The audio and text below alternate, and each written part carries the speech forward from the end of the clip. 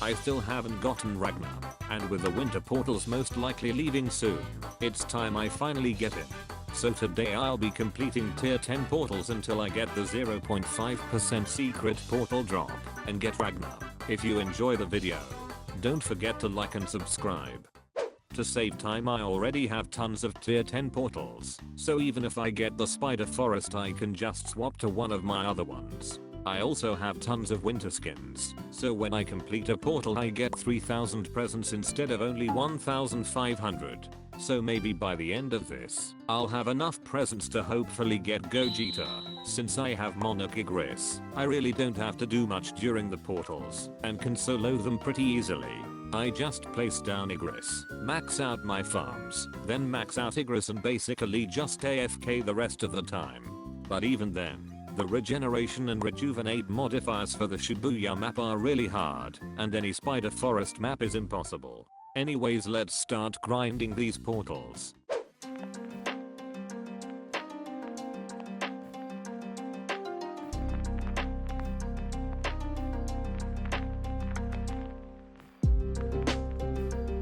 After grinding for a while I got 40,000 presents, but instead of summoning to try to get Gogeta, I decided to spend them all on tray rerolls and try to get a good tray on Saber.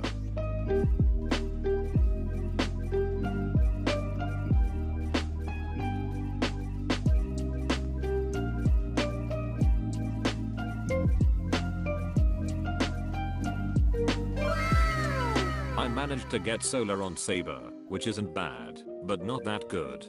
But anyway, let's continue doing portals.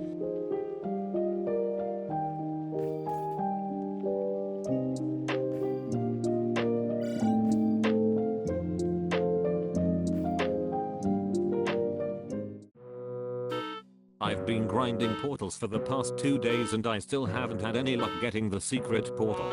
The base chance for the portal is 0.5%, but since I have some winter skins equipped the chance doubles to 1%. But even with double the drop chance, it felt like I was just getting really unlucky, until finally, I got it. Now that I have a secret portal there's only one thing left to do. Get Ragna.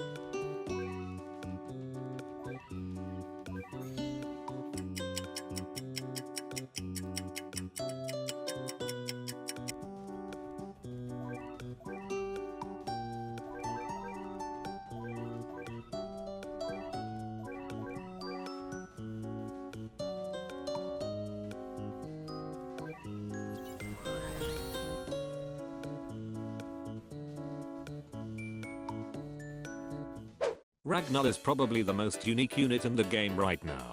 Only one Ragnar can be placed at once, and extra Ragnars are fused with their buffs kept. This means you can get Ragnar to deal 5 or even 7 times his regular damage if you have the correct buffs. but this also means that Ragnar is one of the only units in the game where Monarch is the worst trait you can have on him because the 1 unit cap will prevent him from fusing with other Ragnars. So if you're looking for good trays, I recommend Ethereal, Deadeye, Solar, or Blitz. Anyway, Ragnar on placement has a small cone AoE, hits 5 times, and freezes any enemies he hits. Every enemy he hits also increases his damage up to 40% more. So you shouldn't ever fuse a Ragnar unless they've reached the 40% damage buff. At upgrade 4 Ragnar switches to a line AoE and hits 4 times. And at upgrade 8 he switches to a circle AoE and hits 3 times. And at max upgrade he should do well over 30,000 damage at level 60. If you fuse all of your Ragnars correctly, you can easily get a unit that'll deal over 100,000 damage without any trays. And if you're looking for the best possible way to maximize Ragnar's damage, I recommend using either Hiruka or Subaru, along with units with the Pandoru Familiar for a random chance for an extra 10% damage. With Subaru and the Pandoru Familiar, you'll get an extra 30% damage for each Ragnar along with the 40% extra damage he already gets from his passive. So hypothetically he should have an extra 70% damage for each fused Ragnar for a total of 280% more damage. And if you're lucky and the Pandoru Familiar gives you even more damage buffs, then you'll deal even more damage. And it's not like you even need to max out each Ragnar to get the damage buffs. All you need to do is place down Ragnar, wait for him to get all of the buffs, then replace him. That way you only need to spend the 70,000 yen to max him out once. Which basically makes him a Monarch unit without the Monarch tray.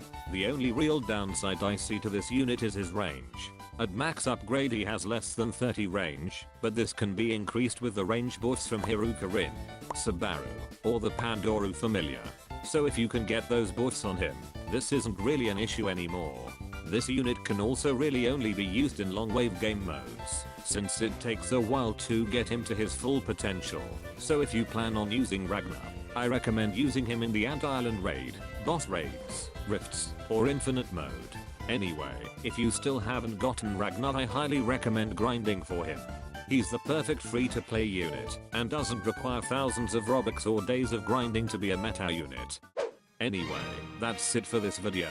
If you want to see more Anime Vanguards in the future, don't forget to like and subscribe, and comment below what you want to see me do in Anime Vanguards next.